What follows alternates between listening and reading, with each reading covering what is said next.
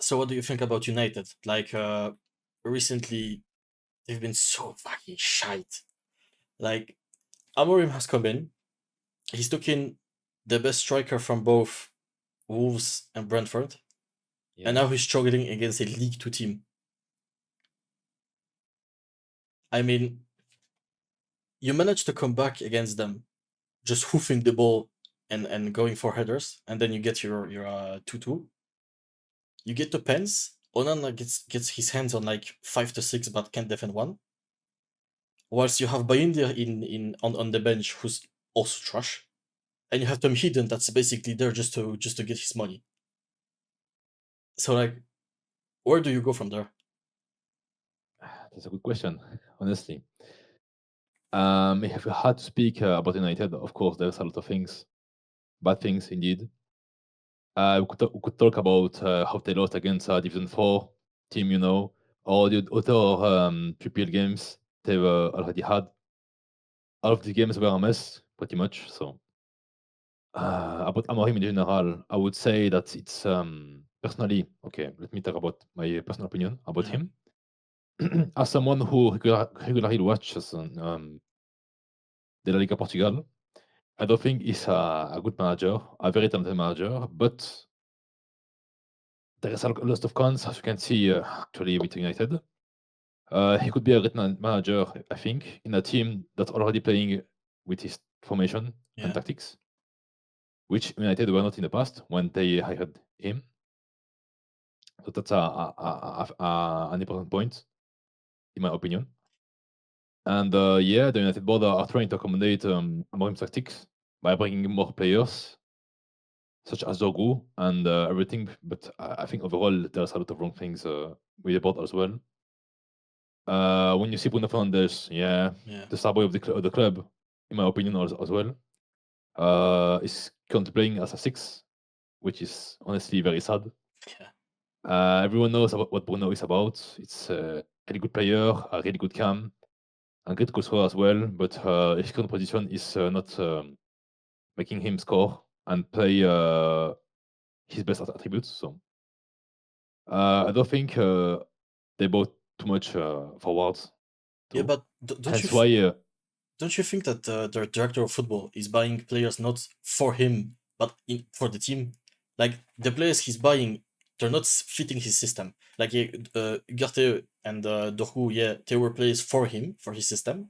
But now you see Cunha, you see Shesko, and you see Mbumo.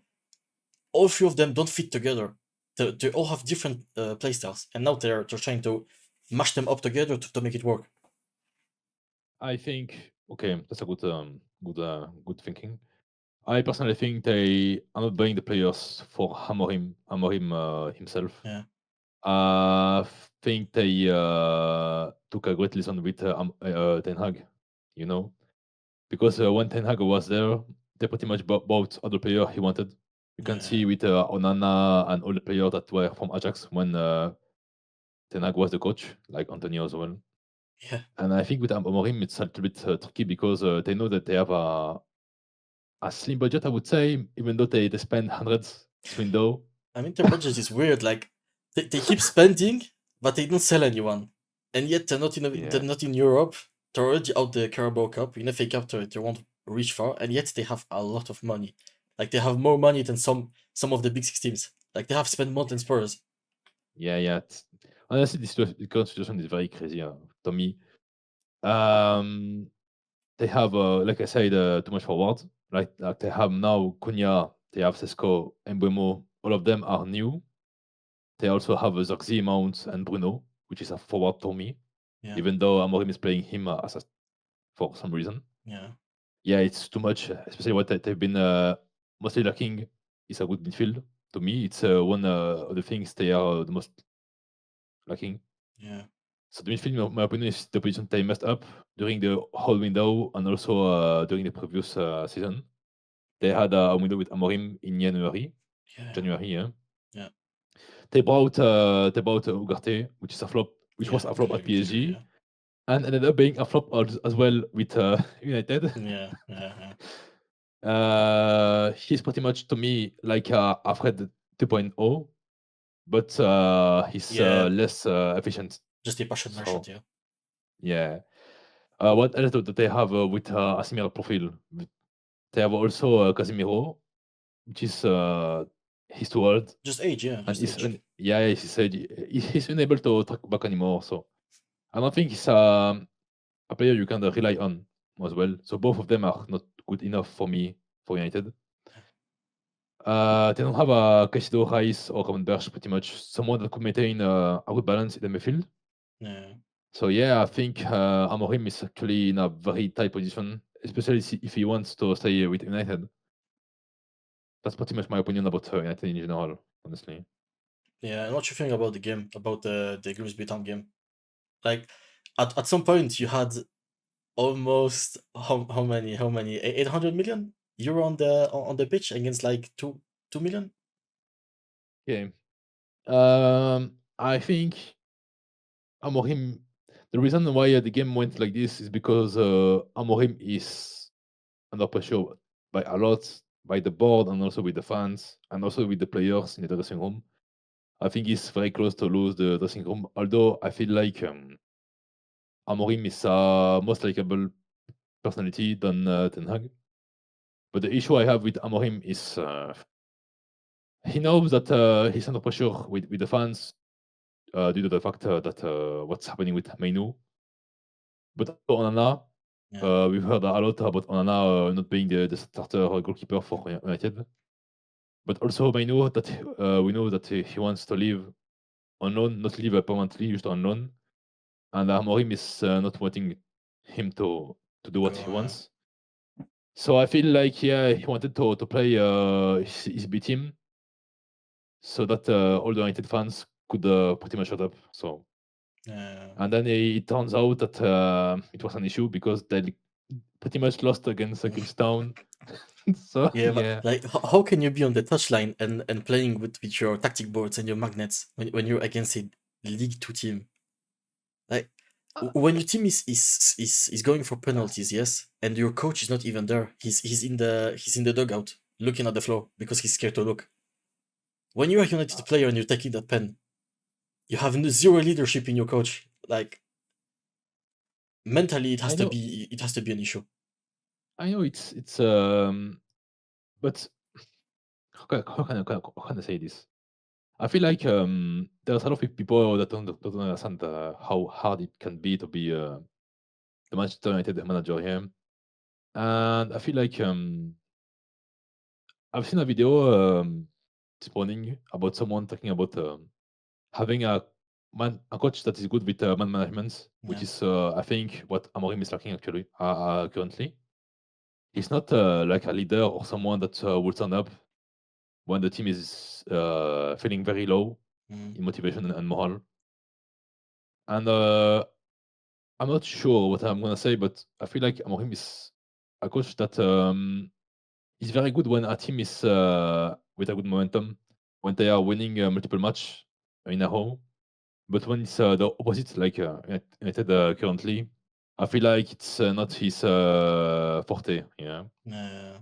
So yeah, let's. I think Amorim's a good manager, but not for United because the pressure is too high for him. The, the, If he the was issue I like have is like he still hasn't improved one player in United. Like, name me one player that he has visibly improved. Like, just one. I'm trying to think, but Like, I don't see any that have improved under him. They're all worst. Definitely all worst. Even I'm Ahmad that last year bailed them uh, out a lot of times. Even he just dropped off. He's not even starting anymore. He's coming from the bench. He's dropped off instantly. I'm gonna say Ahmad is probably the brightest star in this team, but this But season even has been Kobe has went into the national team. He started yeah. in the Euro finals, and now he can't even start against a League Two team. Yeah, what's happening with Menu is very sad Like, because a lot of people you had a have lot of to look at expectations. Amorim when he picks, and especially why did he pick Onana for that game? You want him out. Why do you want to play him? That's a good question. But I'm gonna say one thing. I think it's also I don't think the coach has given up on Onana. But the question is more about I think the compo he picked for the Grimsby Town game Yeah. was made only for the fans Yeah, but because yeah. just with the amount of talent you have in your team, you're not supposed to lose. Yeah, but maybe the player he picked for this game were not willing to Play for keep him. up with this manager. So maybe it was a plan for them. Like Onana, honestly, Onana was I want to say he was very bad. It Yeah. was it was trash. Like 11 penalties and none of them were stopped. So to me, Yeah. to me, it's a bad look for him and for his future too. So yeah, I know he wants to stay play for United, but I don't think he's at his level. Even though, yeah, I mean, there's a lot of messy things about United. If you want to talk about United, it would be it would take ages, Then I It's was special. Yeah. yeah. So Uh, I think that's pretty much it for United. yeah. Just when do you think Amorim will get sacked? If he's Um, gonna get sacked, maybe you think he won't get sacked. I will be maybe a little bit controversial, but I think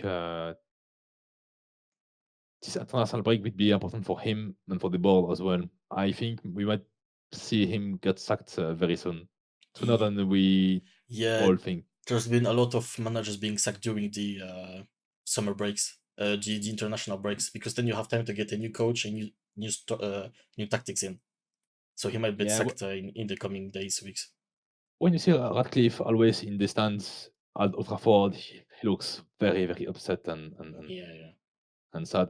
I think if he was to be sacked, it would be better now because there is Just a the time. 2 weeks break. I think 2 weeks, maybe one. Yeah. I think 2 weeks break. So maybe it's the best time to accommodate a coach, but yeah, you have to look also with Yeah, but then the budget. Yeah, who would you get? Yeah, like a Deitch, something like who would you get? Southgate, I think now United is more about getting results. So I would go for a Mourinho, Shandaich. It's a good shout, honestly. Mourinho, run it back. Maybe Mourinho. It could be a good shout, honestly. Yeah, It's not about if you think about statistics. Yeah, if we talk about the statistics, Mourinho was the best coach in United in the last decade. I've seen the win rates, and yeah, apparently Mourinho is the best one he might out have of the all highest. of Yeah, the recent ones in last decade. He was the best one. So yeah, but maybe Mourinho's a good shout. yeah, but his play style isn't adapted anymore. Like he had a high win percentage, yes, but he used to play a very bad football, like defensive counter attack on the break, fast with Pogba. I mean, You don't have it anymore. Like he will have to work with Cesco Cunha and Mbomo. he That's could for be good me. at Sean Dyche might be good, but the issue with Sean Dyche is like the football will be boring. He will only play counter attack all game. like I said. I think now it's more about getting results. So even if they get a point, I think it's a success. I think if they try to lose less as possible, it's the best thing they could have for now.